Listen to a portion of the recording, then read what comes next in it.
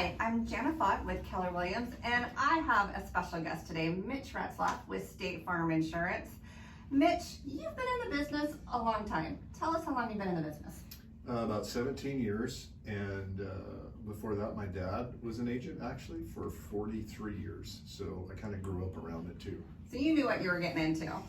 A little bit. Awesome. Well, today I'm going to be asking Mitch about fire safety, what to do beforehand, what to do during, and what to do after. And this came up, I had a client text me and she said, I know of a gal that's sleeping in her car in a Walmart parking lot because she lost her house in the wildfires. What are resources? What can we do? How can we help? I may not always know the answers, but I appreciate the wisdom and wealth of resources that we have here in Polk County that can help me help those people that need that kind of help. So Mitch, my first question is, what would you do even before a fire happens? That's a great question, and I think luck favors the prepared.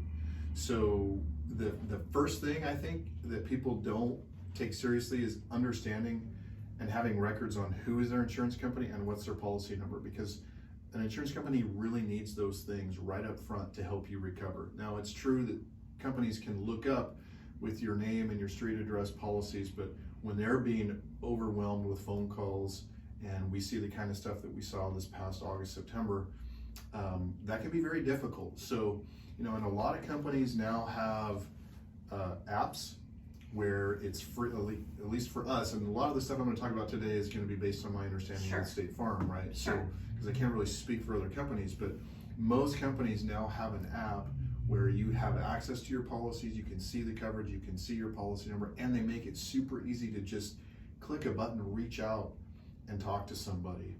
And that's how it is here. Like, yeah, we only work 8:30 to 5, but there's somebody at State Farm answering our phones 24/7, and you can get to somebody who can either get me out of bed.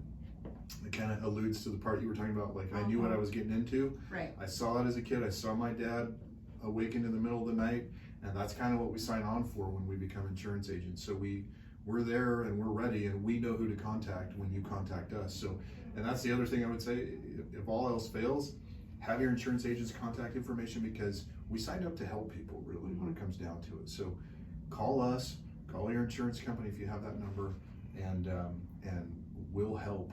And that person who's living out of her car, that should never happen. I mean, that's kind of the first thing that we do when we talk to somebody who's had any sort of a house claim. Is your house livable? That's the first question. Is everybody okay is the second question.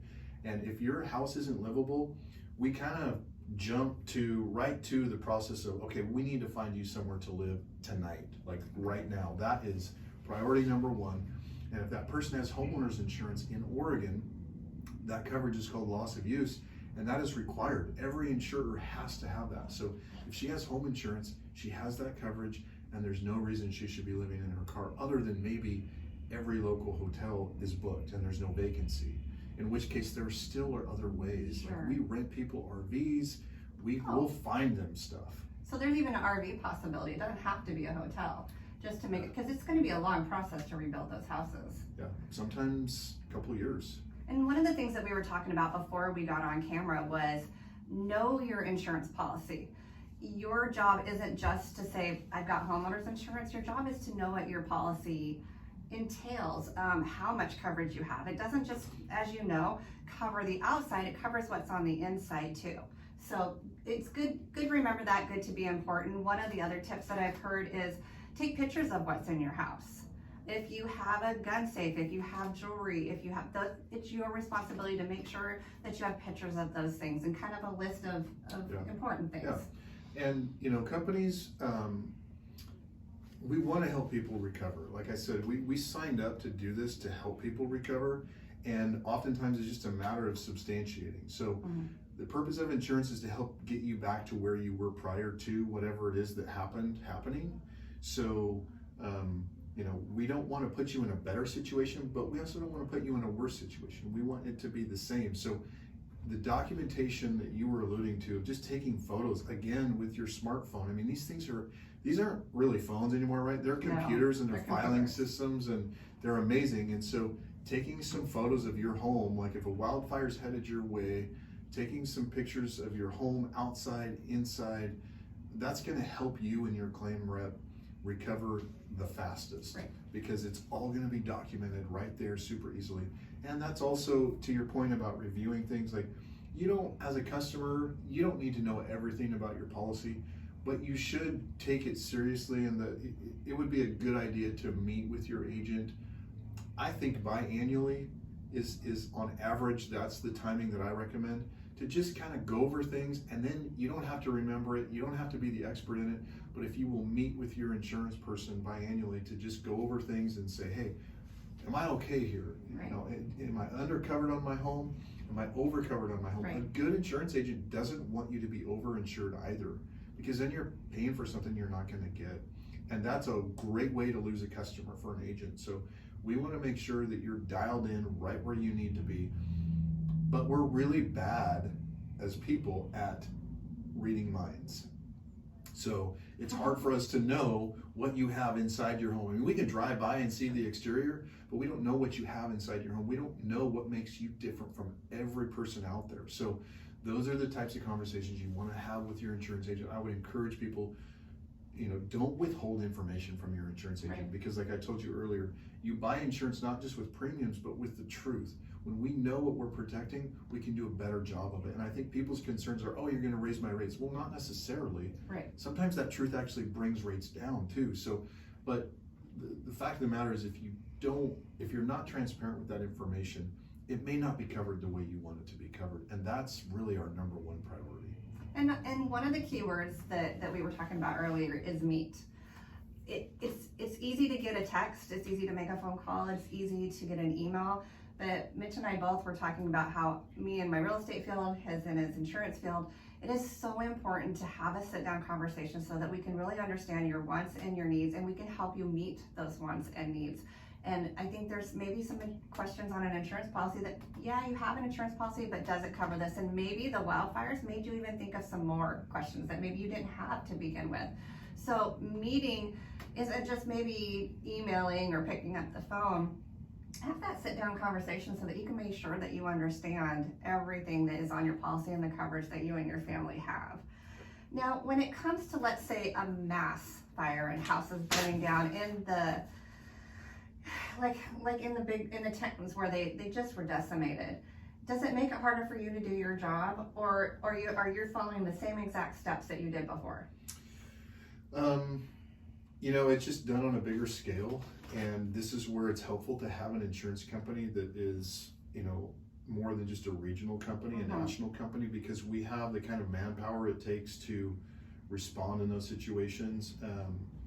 And we have catastrophe teams that work throughout the country. So we'll send a bunch of our claim reps from, say, Michigan, who aren't dealing with anything right now, out here to help us. They know the policies. Maybe they don't know the area that well, but they know the policies. They're well trained. They know what they're doing, and they will temporarily come out here for the months that it takes, and they will help our customers to recover. So, but the process really isn't that different, other than, you know, you have a massive need for contractors and a massive need for housing, and that can change the market a little bit. But even then, our policy has some protections in place to help account for sort of that sudden increase in demand, or that sudden increase in building cost expenses. And so that's already built into your policy. Great question, Jen.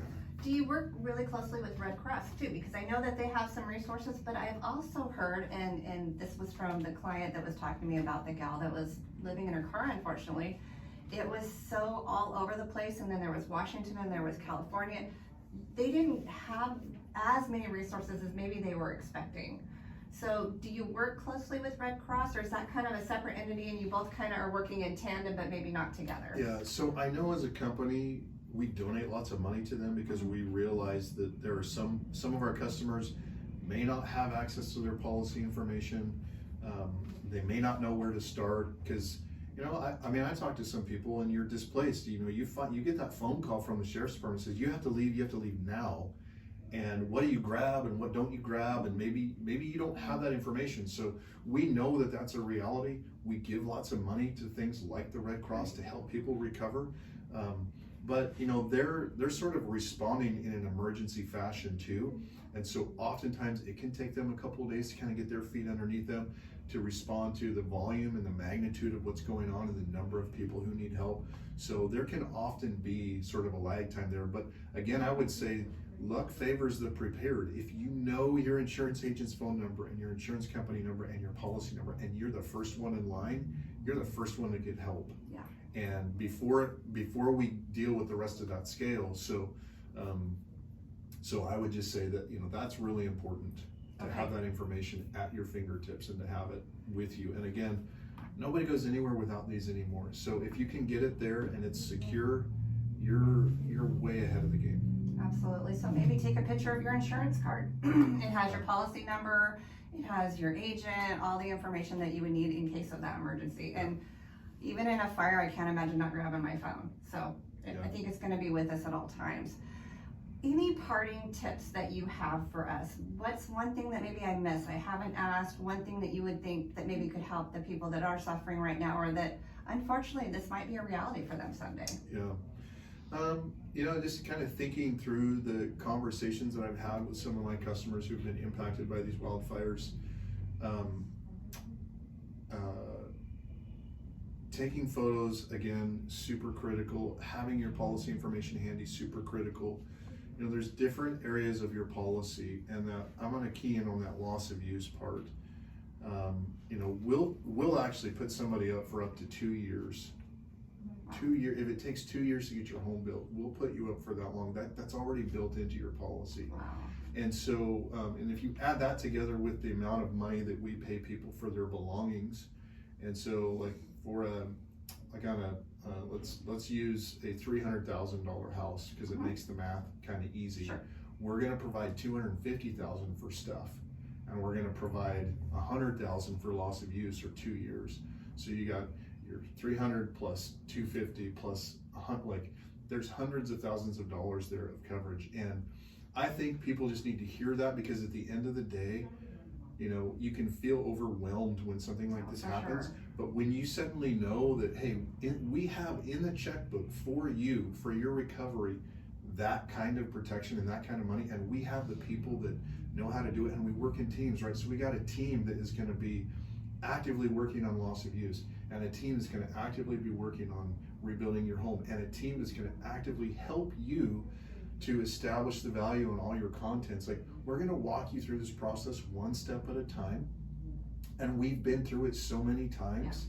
Yeah. Every year we go through this, and our people are really well trained, so they're going to hold your hand through that process, and they're going to be very reachable, and I'm going to be very reachable. So you know, I just would tell people, don't worry, just handle the next thing. Sure. And the next thing usually is contact your insurance company, start your claim. They're gonna just take it from there. And so at least a good company will take it from there. Sure. So know who you're working with. Well, couple things in parting. There's also the redcross.org. I literally spent 30 seconds and printed all this. So there's a lot of information about what to do in case of a fire. Obviously, your insurance person is a great resource. And I just want to thank Mitch for taking the time to do this. Mitch does so much for our community. He's a wealth of knowledge. If you have insurance questions or you need insurance, he's a great person to talk to. I highly recommend him. And again, I'm just grateful that you took the time, and hopefully both of us have eased a little bit of minds out there. And please feel free, we're going to put this video out on social media, please feel free to ask questions. We may not have touched on something that you have a question about, and we are here to help. That's really why we're in this business. I mean, I can't speak for you, but I know how much you do for the community. We're in these businesses that we're in because we love people and we love helping people. It's our job to serve. That's how we feel in our lives, is that we're in service, and that's what we're meant to do. So type questions. We'll get back with you. We'll get answers. And like I said, we don't always know the answer, but we'll find it. So again, Mitch, thank you so much for taking the time. Yeah, it's my pleasure. Thank you for giving me the opportunity to talk about some things that are coming up often, and hopefully this gets out there sooner and quicker and faster and really helps some people. Absolutely. All right, guys, thanks. We'll see you next time. Bye.